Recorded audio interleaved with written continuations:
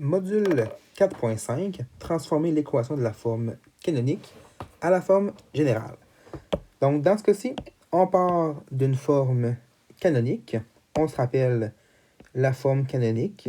Elle s'écrit f de x est égal à parenthèse x moins h au carré plus k. Et là, on veut s'en aller à la forme générale, qui, elle, s'écrit f de x est égal à ax au carré plus bx plus c. Donc, comment on fait ça? Donc, on doit simplement suivre les trois étapes qui sont en haut. Première étape, élever la parenthèse au carré. Donc, on va commencer par ça. Donc, j'ai f de x qui est égal à 2. Quand je mets une parenthèse au carré, c'est super important, n'oubliez pas.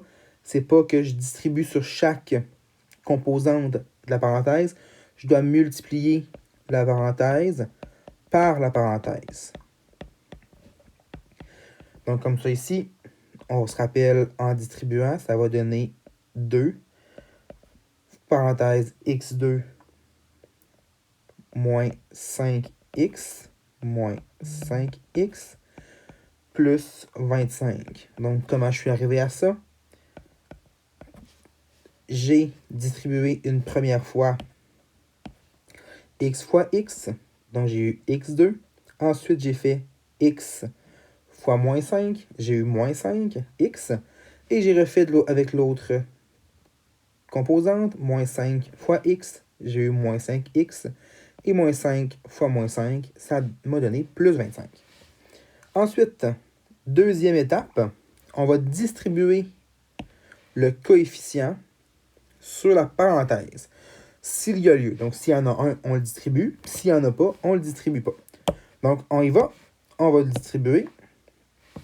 Donc, j'ai f de x qui est égal à 2x2 moins 10x. OK, on va simplifier un petit peu en additionnant nos termes de degrés semblables. Plus 25 plus 1, je distribue. Ça veut dire que je vais venir multiplier le 2 sur chacun de mes composants.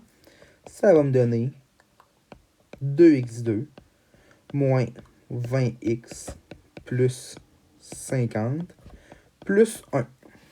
Et dernière étape, je vais simplifier l'expression algébrique.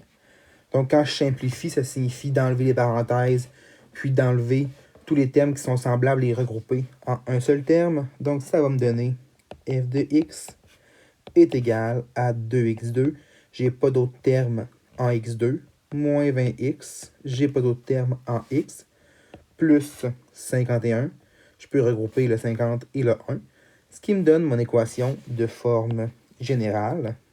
Donc, si on se rappelle bien, de forme générale, j'ai ax2 plus bx plus c.